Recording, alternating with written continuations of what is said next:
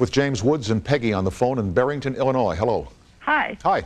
Good to see you again, Tom. I'm glad. Thank you. I appreciate that, Peggy. Here's Jimmy's right here. Okay. Hi, Peggy. How are you? Hi. I have a question for you, Jim. Yes.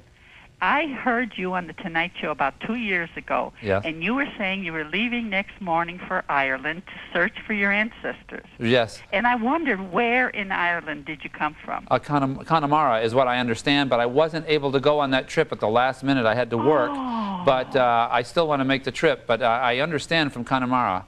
Well, that's where mine are from. Well, what's your last name?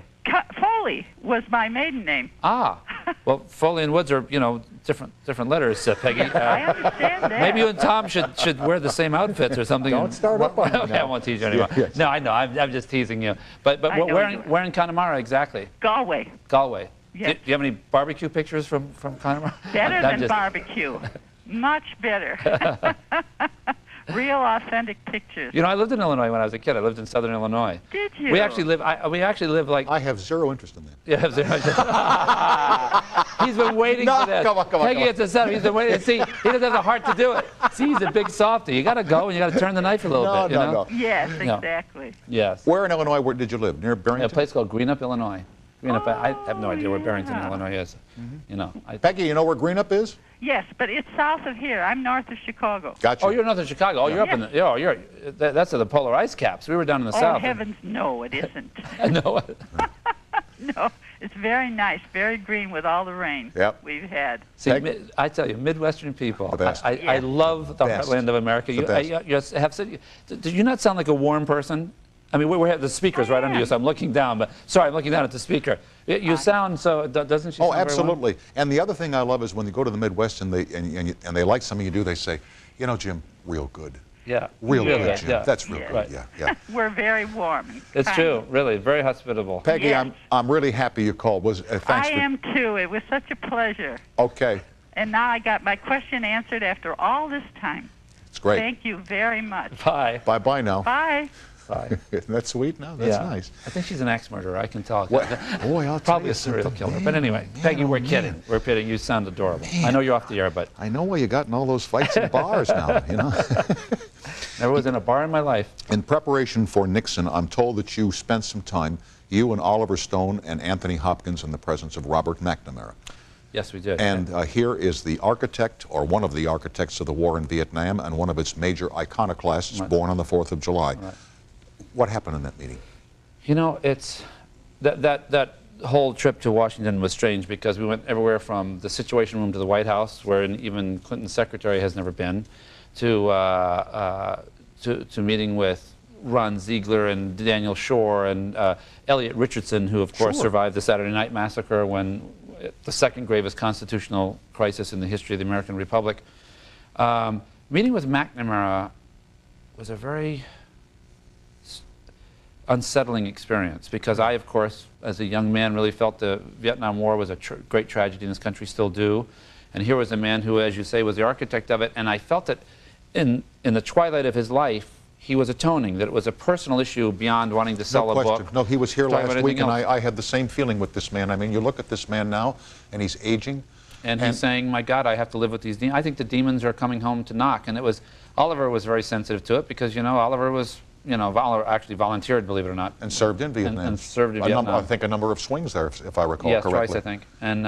And it was strange because Oliver was very respectful and deferential to McNamara. I actually, when I was at MIT majoring in political science, two of my advisors, one was the Undersecretary of Defense for McNamara, William Walter Kaufman. So it was just a strange brew to sit. You realize it's like 50 years later when the guys who attacked Pearl Harbor shake hands with the men who defended Pearl Harbor, and you just think that time cures so many things. And speaking of which, I don't know if it'll ever be possible, but I'm hoping time cures some of the wounds of these people in the McMartin case. You know, the parents who suffered so much, certainly the McMartins and the Buckys who suffered so much, and you know, I don't ever expect any hands to be shaken, but hopefully the wounds will be healed and these people all will be able to get on with their lives. I just sat looking at McNamara and I thought to myself, here is this man now, as you say, in the twilight of his years, and a man of some good humor. I enjoyed meeting Robert McNamara. Yes, oh yeah, very bright and caring man. Yes, by the way, well said. He really cares. Yeah.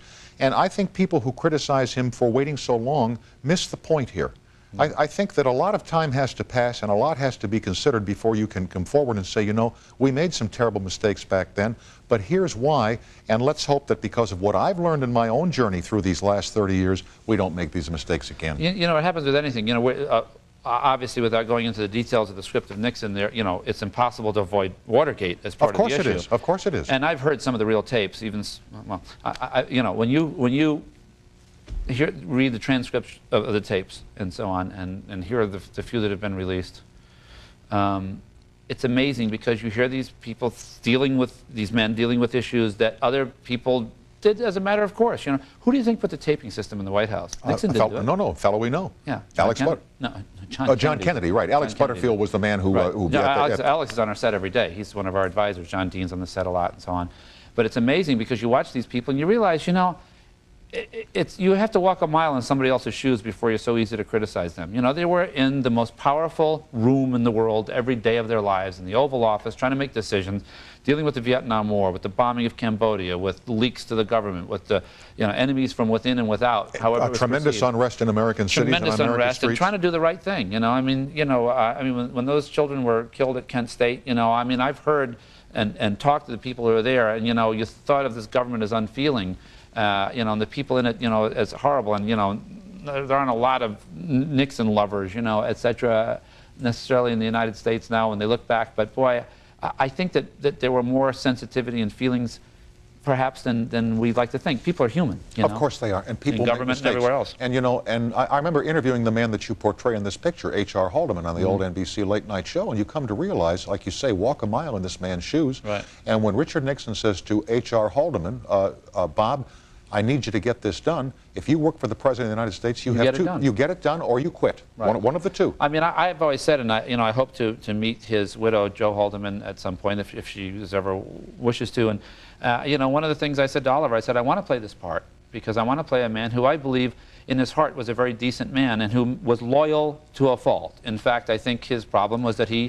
By the way, loyal to a fault. Yeah, and his fault ended up becoming obstruction of justice and so on, and he was very tortured by it. You know, he wrote a long letter to James Neal from Lompoc prison and, you know, and never actually delivered it, but, you know, was very tortured about his intention was not to break the law, but in fact he did, and sometimes we're swept up by events, you know, that come to bite us later on. In any way, the issue at hand here is the motion picture, which premieres this Saturday, and it'll play, I'm sure, through the month of May and June on HBO. So please check the listings for the time and station. It's about the McMartin molestation case, and because it's not on the prompter, I've lost the exact title. It's actually called Indictment, the McMartin Trial. Okay. I thank you for your candor about your job tonight, for your charming sense of humor, which I enjoy greatly, and I hope sometime, because now you know what happens here, you would come and we could just talk about stuff in America that's going on. Oh, I would love to. And the loss of our national sense of humor. Right. And by the way, you know, when I was teasing you, we were talking in the break, I so appreciate that you, and I'm sure, I know your audience understands that it's a sign of great affection. You know, you were one of the first benefactors I had. In fact, one of the very first talk shows I ever did was your show. I remember. Way back then, and you're always a benefactor, and, you know, we know each other socially, as your audience may not know, and so I can tease you a lot, but it's the kind of thing that, as you pointed out and so eloquently during the break, it's what's missing from America now. I mean, there's a mean-spiritedness where you can't tease anybody. If you tell a joke, everybody's nose is bent out of shape, and it's a sad thing, and it's fun to be able to do it. And I admire you for being such a good sport and letting me tease you. Thank you, James. You're welcome here anytime, my friend. Thanks. Okay, good night. James Woods on the air Saturday on HBO, and the Nixon movie comes out. Either December or Nixon in '96. We'll be right back with Carolyn McCarthy getting on with her life after a disaster on the Long Island Railroad after these messages.